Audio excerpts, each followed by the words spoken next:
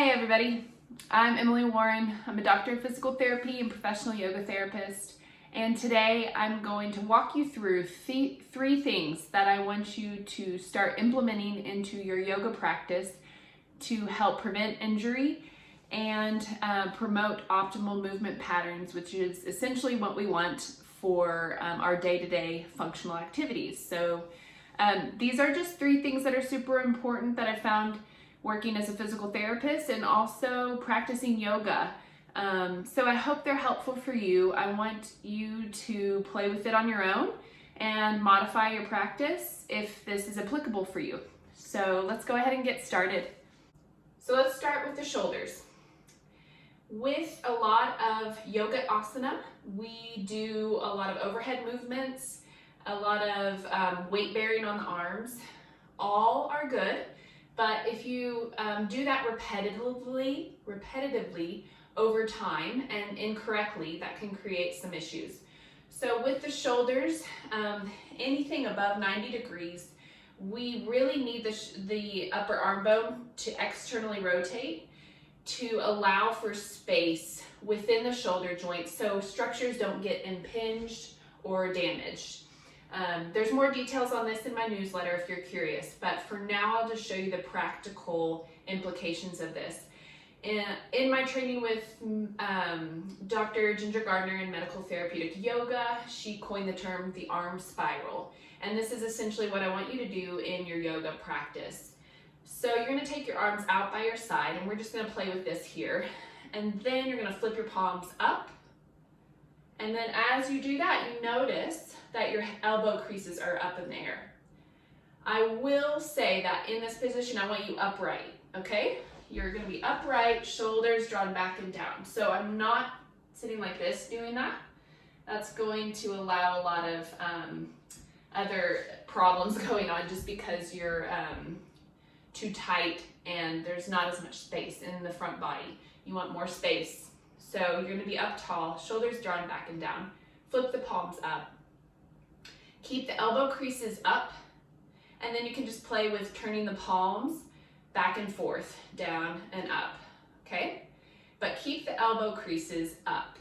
Essentially what that is you're externally rotating the humerus or the upper arm bone. And that's what we want when we do overhead movement and when we do the weight bearing and downward facing dog. Those kind of things. We need that external rotation so that way you're not impinging any structures in the front side of the shoulder. So let's play with that in down dog, okay? Or at least quadruped. So go ahead and get onto all fours. And here with your hands on the mat, you're going to rotate your upper arm bone forward to where the elbow crease goes forward. Now you're not hyperextending the elbows. A lot of us can do that. We're not doing that. We're just turning our elbow creases forward. That's external rotation. And I'm engaging the shoulders there, okay? But you're gonna maintain that as you do down dog. So bring your arms out just a little bit and then rotate the upper arm bone to where the elbow creases are forward, and then you're gonna lift up, and we're just focusing really on shoulders here. Also, I need to note that your hands need to be wide. Arms are wide. And elbow creases forward. I'm widening the shoulders shoulder blades on my back. And I'm not putting a ton of pressure through my wrist. I am dispersing that weight, putting it through the ball mounds of my hands too. Pinkies are on the edge of my mat. That's how wide my hands are, externally rotating that humerus, the upper arm bone. And ears are in line with my arms. And then you can come out of it.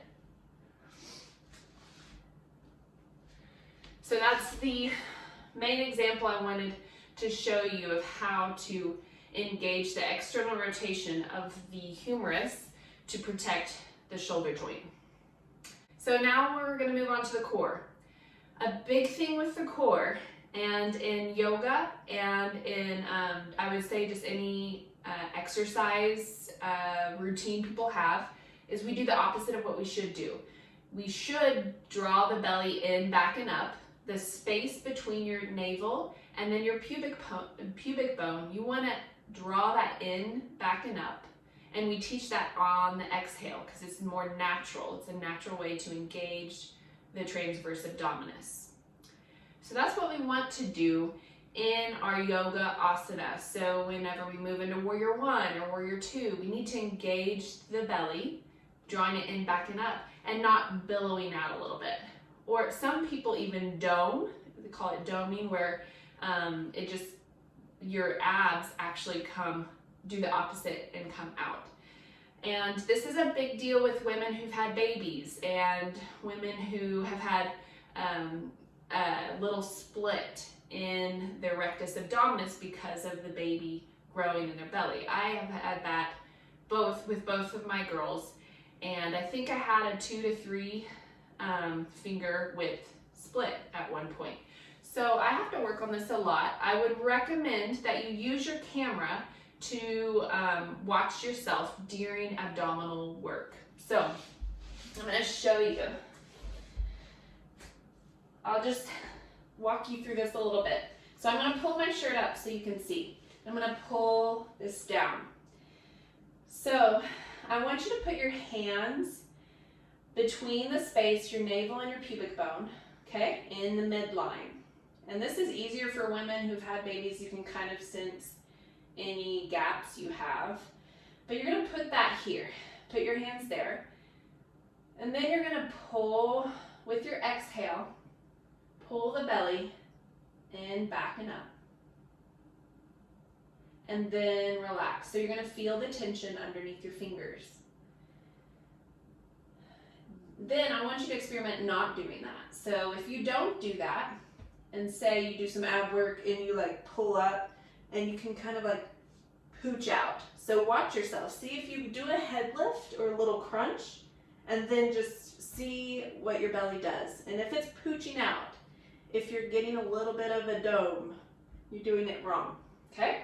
So pull the belly in, back and up on the exhale. Then see if you do a chin or head lift, and you can keep your hands there. You want that tension underneath your hands, that deep tension, and then come back, okay? So if you're doing that correctly, you're pulling the belly in, back and up, what you're not doing is you're not flattening your back on the mat to try and get more strength. Neutral spine. You want a little bit of a gap here to maintain the natural curve. Your rib cage, though, is on the mat. Rib cage is over your pelvis, or essentially in line with your pelvis. So exhale, draw the belly in, back and up. You can do a head lift. And then once you get that down and you're doing it correctly, you can do leg work. Breathing, but still holding the belly in. And then once you get that, you can move on to harder things. So I'll show you. You can even see it when you roll too, to see if you're doing it correctly too, because you want to incorporate your breath with movement. Okay, so I'm going to show you what plank does. Plank is actually a pretty stressful, it requires a lot of core strength. So I'm going to hold this up here. And then, so say I just come into plank and I'm not engaging my TA, or we'll do a straight up plank. See how my belly kind of comes out? I'm not engaging my TA. So in plank, pull the belly into the spine. I'm maintaining a neutral spine, okay? I'm not rounding here to do that. And I'm not dipping. Maintain the neutral spine. Take the hands out a little bit, or I'm not doing downward facing dog. I almost did. And then see how it's subtle, but I'm not doming out. Okay? So if you notice that you're doming, or your belly's coming out or pooching out, instead of going in with your breath during your core routines that you do, you're doing it incorrectly. And that essentially is not stabilizing your spine or not contributing to stability of the spine. It's not the only spine stabilizer. Okay, let's talk about the hips. The hips in yoga, there's a lot of people out there who've done a lot of yoga and have ended up with hip injuries.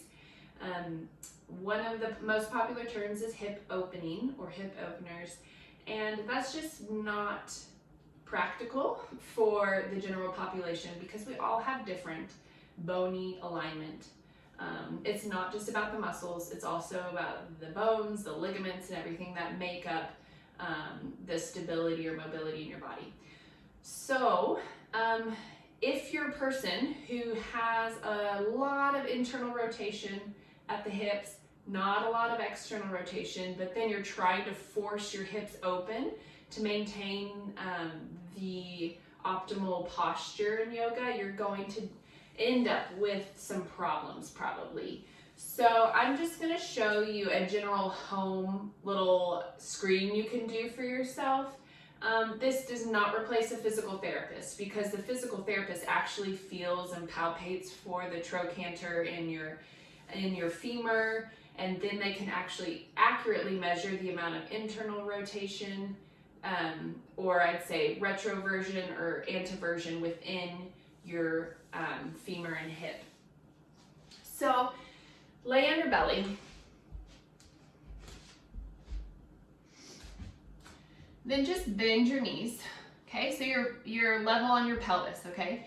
Bend your knees, and then you're just gonna play with this. So drop your legs out to the side, okay? This is internal rotation.